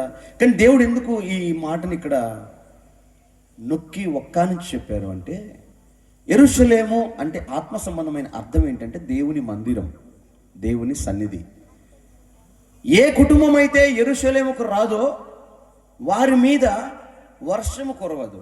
వర్షము అంటే దేవుని దీవెన, దేవుని ఆశీర్వాదం. అంటే ఇప్పుడు ఈ స్థలము ఎండిన నేల అనుకోండి, వర్షం పడలేదనుకోండి, ఇక్కడ ఏమేమి నష్టం కలుగుతుందో తెలుసా? ఇక్కడ మెత్తదనం, మృదుత్వం ఉండదు, గట్టిదనం ఉంటుంది. ఇక్కడ మొక్క మొలవదు. మొక్క రాకపోతే జీవం ఉండదు అని అర్థం. మొక్క రాకపోతే ఫలములు లేవని అర్థం. మొక్క రాకపోతే ఆకలి తీరదని అర్థం. అంత మాత్రమే కాదు, ఆ నేల ఎండకు ఎండి బద్దలైపోయింది. అంటే దీవెన లేకపోతే, ఆశీర్వాదం లేకపోతే, వర్షం అనే దేవుని మేలు అక్కడ లేకపోతే అది ఒకరోజు ఫలములు లేనిదై, జీవము లేనిదై బద్దలైపోద్ది, పనికి రాకుండా పోద్ది. ఈరోజు దేవుడు అంటున్నాడు, ఏ కుటుంబం అయితే యెరూషలేముకు రాదో, ఏ కుటుంబం అయితే దేవుని మందిరానికి రాదో వారి మీద దీవెన లేదు. దేవుడి దీవెన అంటే అర్థం ఏంటి? అది ఆర్థికమైన దీవెన కావచ్చు, ఆరోగ్యమైన దీవెన కావచ్చు, అధికారమైన దీవెన కావచ్చు, సంతానమైన దీవెన కావచ్చు, సమాధానమైన దీవెన కావచ్చు. నీ హృదయంలో నీ అంతరంగాన్ని నెమ్మది పరిచేది ఏదో ఆ దీవెన కావచ్చు. అది నీ మీదకి రావాలి అంటే నువ్వు దేవుని మందిరంలో ఉండాలి, నువ్వు దేవుని తోడు ఉండాలి, నీకు దేవుడి తోడు ఉండాలి. నువ్వు దేవుని తోడు ఉండి ఆయన సన్నిధి నువ్వు ఉంటే, దేవుని సన్నిధిలో నువ్వు ఉంటే, దేవుని మందిరంలో నువ్వు ఉంటే నిశ్చయముగా దేవుడు నీ మీద ఆశీర్వాదపు జల్లులు కురిపిస్తాడు. హల్లెలూయా. ఒకవేళ అలా లేదనుకో, శపించబడిన జీవితం, నష్టపోయిన జీవితం. మన హైందవ భాషలో మాట్లాడాలంటే నష్టజాతకుడు, నష్టజాతకురాలు అంటారు. అలాంటి జీవితం మన మీదకి వస్తుంది. ఆ ఎక్స్పీరియన్స్ ఎంత చండాలంగా ఉంటుందో తెలుసా? ఒకసారి మేమందరం కలిసి కూర్చొని పాట పాడుతున్నాం. నా స్తుతి పాత్రుడా. ఆ అక్క ప్రార్థన చేసి, అందరూ కలిసి ప్రార్థన చేసి చక్కగా పాట ఎత్తుకున్నారు. ఇలాగే అందరూ కలిశారు. ఇక నారాధనకు నీవే యోగ్యుడ అనగానే ఇంకొక అక్క వచ్చింది. అమ్మాయి నన్ను పిలవలేదంటే అని అడుగు పెట్టింది. కరెంటు పోయింది. పక్కన ఇంకొక ఆమె సగం సగం మారుమోజు పొందినామంటదే. చే దరిద్ర పాదం పెట్టింది. అట్లా అనకూడదు అమ్మాయి. అయితే అన్నయ్య నువ్వు చెప్పు. అమ్మాయి అడుగు పెట్టింది, టపకుని కరెంటు పోయింది. సరే, కారణం ఏదైనా కానీ ఈ అమ్మాయి పెట్టినప్పుడు ఎందుకు పోయింది? నష్టజాతకురాలు అందామా? ఏమో, అదేనేమో.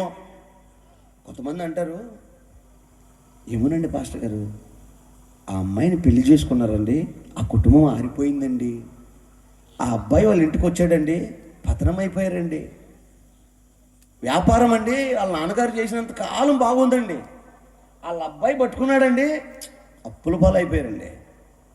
ఒక చేయి, ఒక కాలు, ఒక జీవితం అడుగు పెడితే, చెయ్యి పెడితే, పాదం మోపితే సర్వనాశనమే. కారణం ఏంటి? జీవం లేదు, వర్షం లేదు, దేవుని తోడు లేని బ్రతుకులై అడుగు పెడితే అంతే సంగతిలో. కానీ దేవుడు తోడున్నవాడు అడుగు పెడితే, దేవుని సన్నిధిని ప్రేమించేవాడు అడుగు పెడితే, గుర్తించేవాడు అడుగు పెడితే ఆ దీవెన ఎంత ఆశీర్వాదకరంగా ఉంటుంది. ఒక ఆయన వెతుకుతున్నాడు, అయ్యా ఈ చెయ్యి చూసి చెప్పండి, ఈ 2025 నాకు కలిసి వస్తుందా? పో, ఏమి చెయ్యరా? చెయ్యే లేదు, పో, వీడికి చూడటం రాదో. చిలక దగ్గర పోయాడు, అయ్యా నువ్వు చెయ్యి చూడయ్యా, ఏమన్నా బాగుందా? అబ్బే, ఎవరికి చెయ్యి వచ్చినా, ఎవరు జ్యోతిష్యం చెప్పించుకున్నా ఉపయోగం లేదు. ఇంకా మన దేశంలో, మన ప్రాంతంలో, ఎక్స్పెషల్లీ మన అటు ఆంధ్రాలో, దక్షిణాంధ్ర అని చెప్పాలి, ఇది ఉత్తరాంధ్ర కదా, దక్షిణాంధ్ర మా ప్రాంతం, వాస్తు చెప్పేవాళ్ళు ఎక్కువ. తెలుసా మీకు ఎవరికైనా వాస్తు గురించి? వాస్తు చెప్పేవాళ్ళ గురించి తెలుసా? ఏంటంటే సీరియస్గా చూస్తున్నారు? ఏంటి సీరియస్గా చూస్తున్నారు? ఎవరికైనా తెలుసా? వాస్తు గురించి తెలుసా? అంటే తెలుసా అంటే మీకు తెలుసని కాదు, చెప్పే వాళ్ళ గురించి తెలుసా? మరి చెప్పరేంటి? మరి ఇంత మౌనం మంచిది కాదండి, అప్పుడప్పుడు మాట్లాడండి. స్తోత్రం. హల్లెలూయా అని చెప్పడండి బాబోయ్. అమ్మాయి మీకు వందనాలు, దేవుడు మిమ్మల్ని తీయించాక. తెలుసు కదా, ఇప్పుడు ఒక వ్యక్తి ఎవరైనా బిల్డింగ్ కట్టాలంటే సివిల్ ఇంజనీర్ దగ్గరికి వెళ్ళాలి. లేదా మంచి మేస్త్రి దగ్గరికి వెళ్ళాలి.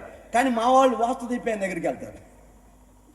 ఆయనకి ఏం తెలుసండి పాపం, 3 నామాలు తప్ప మూడు మొక్కలు చదువు కూడా రాదు ఆయనకి. కానీ ఆయన కూడా చెప్పేవాడు బిల్డింగ్ కట్టాలో చెప్తాడు. అలాంటి వాళ్ళ దగ్గరికి మేబీ ఈయన కూడా ఆయన దగ్గర కూడా వెళ్ళాడేమో, జీవితాలు మారాలని, కుటుంబాలు ఆశీర్వదించబడాలని. చాలామంది సకల విధాల ప్రయత్నాలు చేస్తూ ఉంటారు.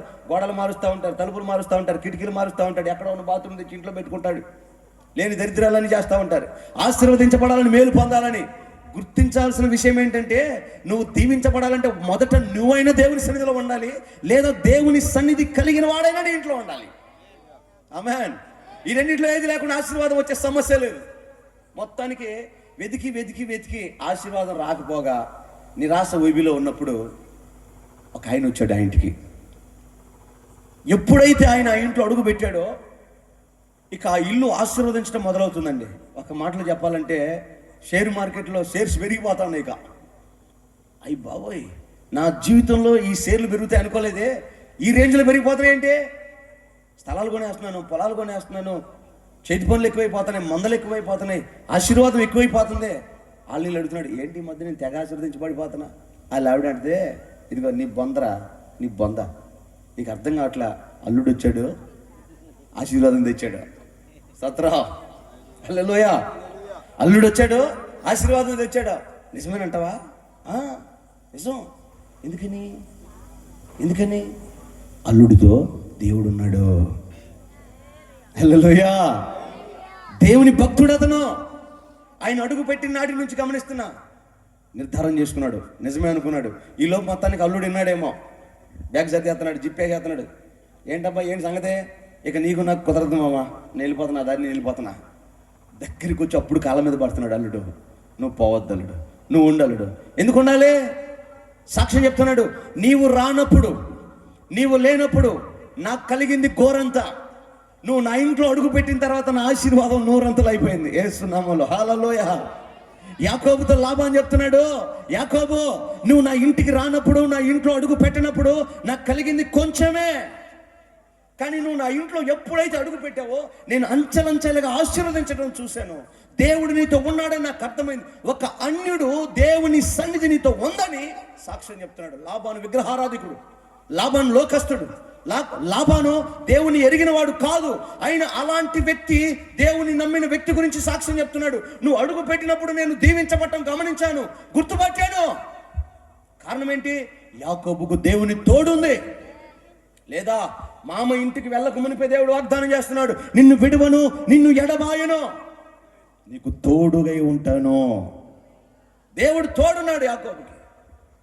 ఏనాడు ఏ గొర్రె ఒక్కటైనా ఇంతదేమో కంటదేమో, ఇంకా 2 గొర్రెలు కంటదేమో, ఇంకా 4 మేకలు కంటాయేమో, నా మంద పెరిగిద్దేమో ఆశపడుతున్న లాభాను. గొడ్రాలి గొర్రెలు, గొడ్రాలి మందలు, ఆశీర్వాదాలు జీవితాలు. ఎన్ని ప్రయత్నాలు చేయి, క్యాలెండర్లు మారిపోతున్నాయి. ఈ సంవత్సరమైన కంటదా, ఈ సంవత్సరమైన వస్తుందా, ఈ సంవత్సరమైన పొందుతానా, ఈ సంవత్సరం లాభం అవుతుందా, ఈ సంవత్సరమైన స్వస్థత వస్తుందా, ఈ సంవత్సరమైన ఆశీర్వాదం వస్తుందా. వెయిటింగ్ చేయటమే, క్యాలెండర్లు మార్చుకోవటమే. ఏనాడు జీవితాన్ని చూడలా. కానీ ఒక్కడొచ్చాడు, దేవుని సన్నిధి కలిగిన వాడు, దేవుని మేలు పొందేవాడు, దేవుని సన్నిధి తోడు ఉన్నవాడు ఒకడు వచ్చాడు, అడుగు పెట్టాడు. లాబాను జీవితం విప్లవాత్మకంగా మారిపోయింది. దేవుని బిడ్డ, ఈ రాత్రి ఒకవేళ ఆ దేవుని సన్నిధి నువ్వే పొందుకొని వెళ్తే నీ కుటుంబ స్థితిగతి మారిపోతేస్తున్నామలో, నీ జీవితం మారిపోతేస్తున్నామలో, నీ పిల్లల భవిష్యత్తు వర్ధిల్లిపోతేస్తున్నామలో, నీ వ్యాపారం మారుద్ది, నీ ఉద్యోగం చేసే స్థలము మారుతుంది. నువ్వు అనుకుంటున్న తలపెట్టిన ప్రతి స్థితి యేసు నామములో ఈ రాత్రి అద్భుతంగా మారునుగాక. దేవుని తోడుంటే చాలు నీకు, దేవుని సన్నిధి చాలు నీకు, చాలు ఆశీర్వదించబడిపోతావు. దిమ్మ తిరిగింది 4th పరకే. అయ్యా ఏనాడు ఐగుప్తులో ఇంత ఆశీర్వాదం చూడలేదే, ఎట్లా దీవించబడుతున్నావు? అది నాకు అర్థం కావట్లేదు. నా జీవితానికి ఇంత మేలు జరుగుద్దని, ఇంత ఆశీర్వాదం వస్తే నేను ఊహించలేదు. ఏందంటావు? అదే నేను కనాన్లోకి వెళ్ళి ఒకని బానిసను కొనుక్కొచ్చుకున్నాను కదా, ఒక బానిసని తెచ్చుకున్నాను కదా. నా ఇంట్లో అడుగుపెట్టిన దగ్గర నుంచి తేడా ఉందయ్యా. రోజు ట్యాబ్లెట్లు మింగేవాడిని, ఆడొచ్చిన తర్వాత ట్యాబ్లెట్లు మింగట్లే. రోజు గొడవైపోయేది మా ఇంట్లో. ఆడు అడుగు పెట్టిన దగ్గర నుంచి సమాధానం ఉంటుంది ఇంట్లో. ఏంటో ఎప్పుడు ఆర్థిక సమస్యలతో, అప్పు సమస్యలతో పోరాడుతున్నాను. కానీ ఆడొచ్చిన తర్వాత సమృద్ధి ఉంది, ఏంటో గుర్తించలేకపోయాను ఇంతకాలం. అతనికి ఏదో వరం ఉంది, కృప ఉంది. ఏంటి కృప? పరీక్షించకూడదా? సరే చూద్దాం. ఒకరోజు ఇప్పుడు యేసోబు, అయ్యా ఇదిగో పొలం దగ్గరికి వెళ్ళి ఆ పని చేసి రాబో. సరే, మొత్తానికి యేసోబు వెళ్ళాడు, చెప్పిన పని చేసుకొని వచ్చాడు. ఇప్పుడు చెప్పిన పని ఇంతలోకే చేసావా? చేశానయ్యా. వెళ్ళి చూసుకున్నాడు, చెప్పిందంతా చేశాడు, సూపర్. నెక్స్ట్ వీక్ ఇంకో పని చెప్పాడు, పెద్ద పని చెప్పాడు, అది కూడా చేసాడు. నెక్స్ట్ మంత్ ఇతను చెయ్యలేని, ఇతని సామర్థ్యం కానిది చెప్పాడు. అయినా విధేయత కలిగిన యేసోబు అలాగేనయ్యా అని వెళ్ళిపోయాడు. అసలు ఎట్లా చేస్తున్నాడు యేసోబు చూద్దామని. మరి దొంగతనంకి వెళ్ళాడో, సెక్యూరిటీకి వెళ్ళాడో, పరీక్ష చేశాడో, ఏం చేశాడో తెలియదు. కానీ యేసోబు వెనకాల వెళ్ళి ఆయన చేసే పనిని గమనించి చూస్తూ ఉంటే ఆ పోతీఫరుకి అర్థమైంది దిమ్మ తిరిగి సంగతి ఏంటో తెలుసా? యేసోబు ప్రతి పనిలో దేవదూతలు యేసోబుకు సహాయం చేయటం గమనించాడు పోతీఫరు. చప్పలు కొడతామా గట్టిగా? దేవునికి మహిమ కలుగును గాక. హల్లెలూయా. ఆయన అంటాడు, యేసోబుకు దేవుని తోడు ఉండటం నేను చూశాను. దేవునికి స్తోత్రం. గుర్తుపట్టాలి, మనకు దేవుడు తోడు ఉన్నాడని, దేవుడు మనకు సహాయం చేస్తున్నాడని, దేవుడు మనల్ని ఆశీర్వదిస్తున్నాడని, దేవుడు మనల్ని కనికరిస్తున్నాడని, ఇదిగో దేవుడే వీరి పక్షాన ఉన్నాడని అన్య జనులు, బంధువులు, స్నేహితులు గుర్తుపట్టాలి, అర్థం అవ్వాలి. మన సేవ, మన భక్తి, మన పరిచర్య అర్థం అవ్వాలి. ఆ స్థాయికి నీ భక్తి ఎదగాలి. సున్నామలో ఏసేపు అడుగు పెడితే పోతీఫరు జీవితం మారటం కాదు, ఐగుప్తు చరిత్ర మారిపోయింది యేసునామములో. హల్లెలూయా. చరిత్రలో ఐగుప్తు గురించి కథలుగా చెప్పుకోవడానికి కారణం యేసోబు అయ్యాడండి. యేసోబే లేకపోతే ధాన్యం ఎక్కడుంది? ఆశీర్వాదం ఎక్కడుంది? కరువులో ఐగుప్తు కొట్టుకుపోయేది ఎప్పుడో. కానీ ఈ స్థాయికి ఎదిగిందంటే కారణం యేసోబు. ఐగుప్తులో అంత ధనం ఎక్కడి నుంచి వచ్చింది? అంత బంగారం ఎక్కడి నుంచి వచ్చింది? ఐగుప్తులో ఉన్న రథాలు, ఐగుప్తులో ఉన్న గుర్రాలు, ఐగుప్తులో ఉన్న మేలిమి ఎక్కడా లేదు. మోషే అనుభవిస్తూ ఉన్నప్పుడు టాక్ అది. ఎక్కడి నుంచి వచ్చిందయ్యా ఈ బ్లెస్సింగ్ అంత ఐగుప్తుకి? మీ ఓడే ఒకడు వచ్చాడండి మా పితరులు ఉన్నప్పుడు, ఆయన అడుగు పెట్టాడు, ఐగుప్తే ఆశీర్వదించబడింది. ఒక్క వ్యక్తితోనా? ఎస్, ఒక్క వ్యక్తి. దేవుని తోడుంటే చాలా అద్భుతం వేస్తున్నాం అలా. ఆమేన్. ఆ తోడు ఈ రాత్రి నువ్వు సంపాదించుతూ కాక. హల్లెలూయా. ఎందుకని ఇంత ఆశీర్వాదం యాకోబుకైనా యోసేపుకైనా అని చూస్తే ఒకే ఒక మాట చెప్పి నేను ముగిస్తాను. సంఖ్యాకాండం 23వ అధ్యాయము 21వ వచనంలో యాకోబుకు దేవుడు ఎందుకు తోడుగా ఉన్నాడో చెప్తాడు. మనం ఎందుకు దేవుడు తోడుగా ఉంటాడో, దేన్ని బట్టి ఉంటాడో మనం అనుకోవచ్చు. కానీ అక్కడ చెప్తాడు యాకోబుకి దేవుడు ఎందుకు తోడుగా ఉన్నాడో చెప్తాడు. సంఖ్యాకాండం 23వ అధ్యాయం. ఆయన యాకోబులో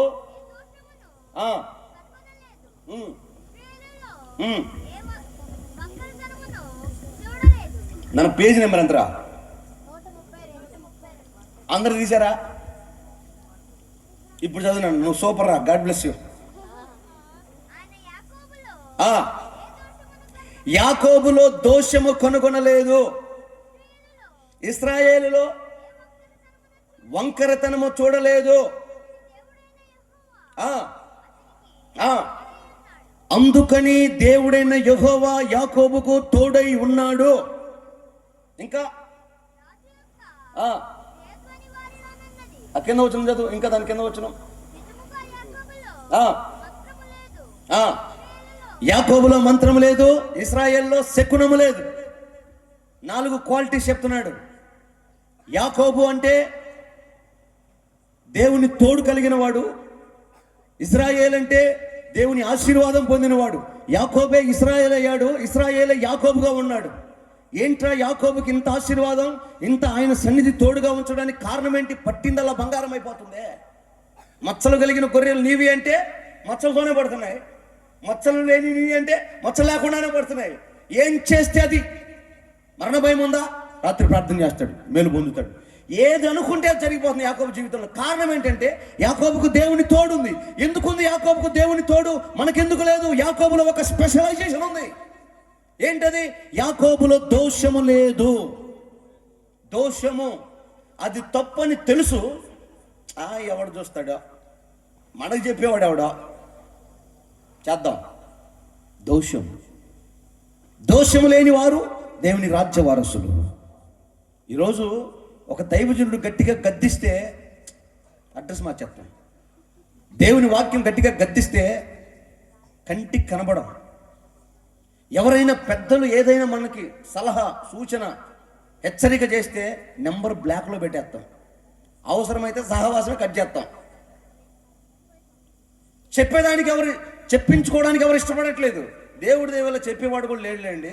ఎవరి స్వార్థం వాళ్ళకి అయిపోయింది. ఇప్పుడంతా మసిపూసి మారేడుగా చేయటమే. ఎట్లా పాడినా అమ్మ అక్కయ్య అసలు నువ్వు పాట పాడుతుంటే ఎంత బాగుంది అక్క, ఇంక అంతే సంగతులు. ఆమె పాడేది లేదు, జనాలకు ఎక్కేది లేదు. ఇంకా ఆ రకంగా పొగిడితే ఏం నేర్చుకుంటుంది? ఏందమ్మా ఆ పాట పాడటం, మంచి రాగం రాదా, మంచి పాట పాడు, ఉదయపూర్వకంగా పాడలేవా, నేర్చుకొని పాడకూడదా అని చెప్తే కదా ఇంకోసారి బాగా పాడేది. చెప్పరు, ఆ మనిషికి మారు మనసు రాదు. ఇంకేముంది? ఇలాంటి కల్చర్ వచ్చేసింది. ఇప్పటికే వాక్యానుసారంగా గద్దించి చెప్పేవాళ్ళు లేరు అసలు. ఇది వాక్యము, ఇది క్రమం అని చెప్పేవాళ్ళు లేరు. ఎలాగైనా బతుకు, రావాల్సిన సందాలు ఏదో వస్తే చాలు, రావాల్సిన దశంభాగాలు వస్తే చాలు, చచ్చిపోతే చాలు అని చెప్పేవాళ్ళు ఎక్కువైపోయారు. నీ దోషమును నీ కళ్ళకు కనబడేటట్లు చేసి ఇది తప్పుని హెచ్చరిస్తే నువ్వు తట్టుకోలేవు. అలాగని నీకు నువ్వు తెలుసుకోలేవు. మీకు అర్థమవుతుందా? ఆడెవడో పెళ్లి చూపులకి వెళ్ళాడంట. ఏమండోయ్ ఒకసారి గట్టిగా చెప్పండి అంటే లాస్ట్ కదా ఒక 10 నిమిషాలని, అది కూడా మీ చిత్తం అయితేనే. ఏది మీ చిత్తం తెలియజేయండి ఒకసారి. అబ్బో అంత చిత్తం అయితే ఇంకా కష్టమేలే పాపం. చిత్తం